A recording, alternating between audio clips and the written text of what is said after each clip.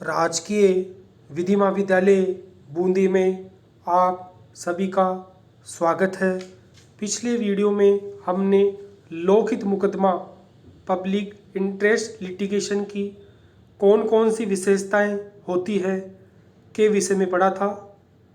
आज हम लोकहित मुकदमा पब्लिक इंटरेस्ट लिटिगेशन का उद्देश्य ऑब्जेक्ट क्या है के विषय में पढ़ेंगे। तो लोकहित मुकदमा का जो मुख्य उद्देश्य है वह है विधि के शासन को प्रोत्साहित करना। तो लोकहित मुकदमा का जो प्रमुख उद्देश्य है वह उद्देश्य है विधि के शासन को प्रोत्साहित करना।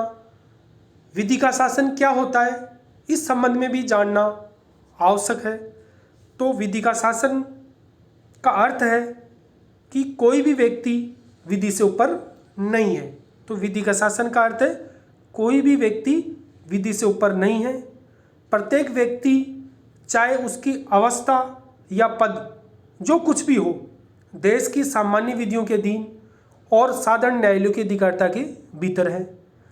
राष्ट्रपति से लेकर देश का निर्धन से निर्धन व्यक्ति समान विधि के अधीन है और बिना औचित्य के किसी कृत्य के लिए समान रूप से उत्तरदायी है। इस संबंध में सरकारी अधिकारियों और साधारण नागरिकों में विभेद नहीं किया गया है। तो जो विधि का शासन है उसका अर्थ है कोई भी व्यक्ति विधि से ऊपर नहीं है। सभी व्यक्तियों पर विधि समान रूप से लागू होती है।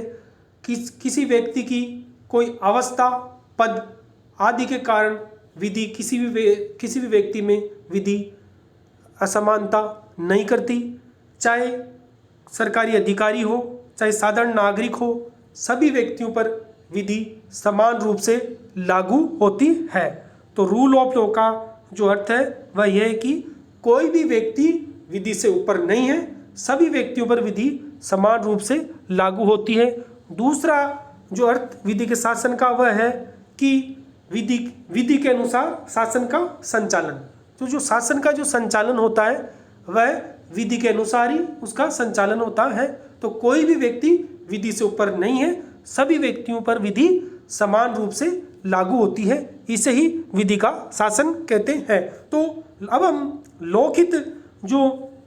लोकहित मुकदमा है उसका जो प्रमुख उद्देश्य है वह यही है कि विधि के शासन को प्रोत्साहित करना है और विशेषकर उन लोगों के हित के संरक्षण के लिए जो गरीब है, असहाय है, असक्षम है, वह निरक्षर है।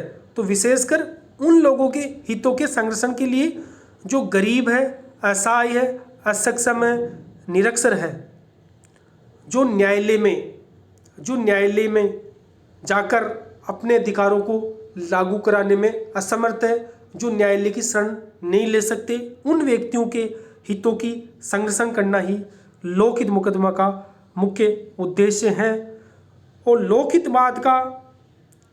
लोकहितवाद का जो उद्देश्य है वह है व्यक्तियों, शोषित वर्गों व अलाभप्रद व्यक्तियों के संवैधानिक व विधिक अधिकारों का संरक्षण करना व उन्हें सामाजिक व आर्थिक न्याय प्रदान करना है। तो लोकहितवाद का मुख्य उद्देश्य जो है वह है व्यक्तियों, शोषित वर्गों व अलाभप्रद व्यक्तियों के संवैधानिक अधिकार, विधिक अधिकारों का संरक्षण करना तथा उन्हें सामाजिक व आर्थिक न्याय प्रदान करना है। तो जो लोकहितवाद का जो मुख्य उद्देश्य है वह व्यक्तियों को और जो समाज के शोषित वर्ग है उनको, गरीब व्यक्ति या असहाय व्यक्ति या असक्षम या निरक्षर व्यक्ति के संवैधानिक अधिकारों, जो अधिकार संविधान द्वारा प्रदत्त किए गए हैं उन व्यक्तियों को, तो उन अधिकारों को एवं विधिक अधिकारों को संरक्षित करना तथा उन्हें सामाजिक एवं आर्थिक न्याय प्रदान करना ही लोकहित मुकदमा का प्रमुख उद्देश्य है। और उच्चतम न्यायालय ने भी अपने कई महत्वपूर्ण विनिश्चयों में लोकहित मुकदमों के उद्देश्य के संबंध में समय समय पर अपने विचार व्यक्त किए हैं, जिनमें प्रमुख वाद है हिमाचल प्रदेश राज्य बनाम a parent of a student of medical college, AIR 1995 AIR 1985 supreme court. उक्त मामले में उच्चतम न्यायालय ने लोकहितवाद में निहित उद्देश्य का वर्णन करते हुए ये कहा कि उच्चतम न्यायालय ने नई व्यू रचना का विकास किया है। न्यायालय ने कहा कि उच्चतम न्यायालय ने नई व्यू रचना का विकास किया है ताकि भारतीय मानवता के कमजोर वर्ग के लोगों के लिए न्याय का आसान रास्ता मिल जाए एवं यह लोक भावना से ओतप्रोत सामाजिक कार्रवाई हेतु हाथ में शक्तिशाली औजार है जो शोषण व अन्याय के लिए लड़ाई के लिए प्रेरित करता है, जो समाज के विशेषाधिकारों से विमुख व्यक्तियों के सामाजिक व आर्थिक हितों को दिलवाने के लिए कार्य कर रहे हैं। लोकहितवाद विधि की भुजा में एक शक्तिशाली औजार है और न्यायालय ने यह कहा कि लोकहितवाद विधि की भुजा में एक शक्तिशाली औजार है जिसमें सामाजिक न्याय सामान्य व्यक्ति तक पहुंच सकता है। तो उक्त वाद में उच्चतम न्यायालय ने लोकहित मुकदमा के उद्देश्य के विषय में अपने महत्वपूर्ण विचार प्रकट किए। दूसरा जो महत्वपूर्ण मामला था उच्चतम न्यायालय का, जिसमें उच्चतम न्यायालय ने लोकहित मुकदमा के उद्देश्य के संबंध में अपने विचार प्रकट किए, वह था बंधुआ मुक्ति मोर्चा बनाम भारत संघ AIR 1984। उच्चतम न्यायालय उक्त वाद में माननीय न्यायाधीश PN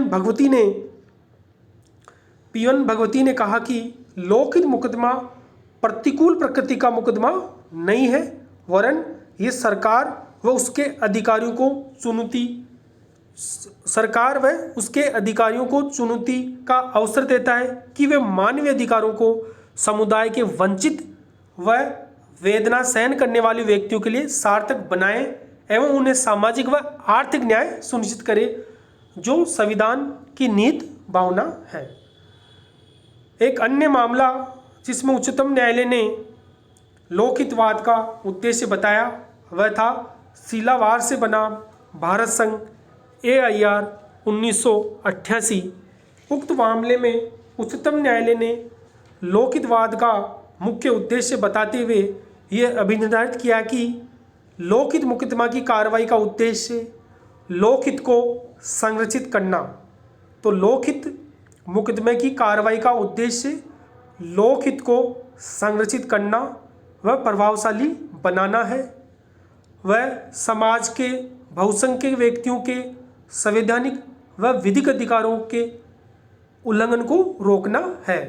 तो न्यायालय ने लोकहितवाद का जो मुख्य उद्देश्य था वह बताते हुए ये कहा कि लोकहितवाद का मुख्य उद्देश्य लोकहित को संरक्षित करना व प्रभावशाली बनाना व समाज के बहुसंख्यक व्यक्तियों के संवैधानिक व विधिक अधिकारों के उल्लंघन को रोकना है जो गरीब, अज्ञानता, सामाजिक व आर्थिक अलाभप्रद स्थिति कारण अधिकारों को प्रभावी बनाने में सक्षम नहीं है। तो उन व्यक्तियों के अधिकारों को संरक्षित करना जो गरीबी के कारण, अज्ञानता के कारण, सामाजिक व आर्थिक अलाभप्रद स्थिति के कारण अपने अधिकारों को प्रभावी बनाने में सक्षम नहीं है। तो उन व्यक्तियों को, ऐसे व्यक्तियों के अधिकारों को संरक्षित करना ही लोकहितवाद का महत्वपूर्ण उद्देश्य उच्चतम न्यायालय ने बताया। सुभाष कुमार बनाम बिहार राज्य AIR 1991। उक्त वाद में भी उच्चतम न्यायालय ने लोकहितवाद के संबंध में अपने विचार प्रकट करते हुए ये कहा कि लोकहित मुकदमा समुदाय या व्यक्तियों के ऐसे समूह जो विधि की असमर्थता, गरीबी या अज्ञानता के कारण अपने मौलिक अधिकारों को प्रभावी बनाने में समर्थ नहीं है, ऐसे व्यक्तियों के मौलिक अधिकारों को प्रभावी बनाने के लिए किया जाता है।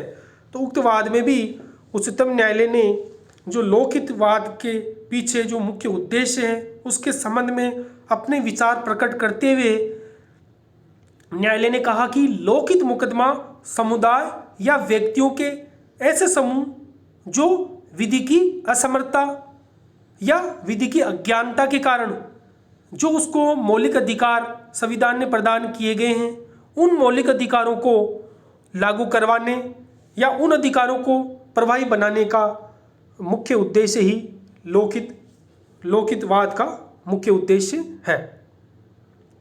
जनता दल बनाम HS चौधरी, जनता दल बनाम HS चौधरी AIR 1993 के मामले में लोकहित मुकदमा के प्रमुख उद्देश्यों को बताते हुए उच्चतम न्यायालय ने कहा कि लोकहित मुकदमा का प्रमुख उद्देश्य विधि या संविधान के प्रावधानों की पालना को सुनिश्चित करना है।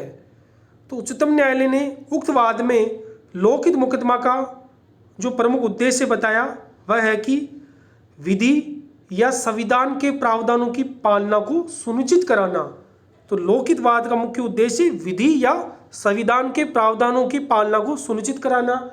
उक्त वाद में न्यायालय ने अपने विचार व्यक्त करते हुए ये कहा कि जिसे अच्छी तरीके से समुदाय की समस्याओं के या अलाभप्रद समूह या व्यक्तियों या लोकहित के निवारणार्थ काम में लिया जा सकता है, उन व्यक्तियों को अनुमति देकर जो सद्भावना से काम कर रहे हैं, वो उनका कोई व्यक्तिगत लाभ या निजी आशय या अन्य कुटिल विचार मामले में नहीं है, उन्हें मामले में उपयुक्त हित है, वे लोक क्षति के लिए न्यायिक प्रतितोष के लिए कार्रवाई करने हेतु न्यायिक मशीनरी को गति में ला सके।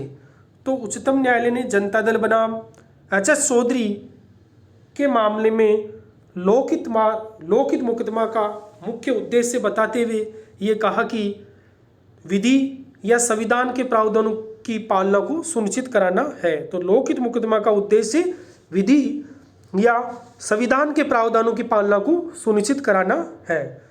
तो उच्चतम न्यायालय के उक्त जो न्यायिक विनिश्चयों का अगर अवलोकन किया जाए तो उन न्यायिक विनिश्चयों के आधार पर हम ये कह सकते हैं कि जो लोकहितवाद का जो मुख्य उद्देश्य है वह विधि के शासन को प्रोत्साहित करना है तथा व्यक्तियों, शोषित वर्गों तथा अलाभप्रद व्यक्तियों के संवैधानिक व विधिक अधिकारों को संरक्षित करना तथा उन्हें सामाजिक व आर्थिक न्याय प्रदान करना है तथा ऐसे व्यक्ति जो गरीब है या अशिक्षित है, जो किसी भी कारणवश न्यायालय में जाने में असक्षम है, जो न्यायालय का दरवाज़ा खटखटाने में असक्षम है, उन व्यक्तियों के अधिकारों को संरक्षित करना ही लोकहितवाद का प्रमुख उद्देश्य है। Thank you.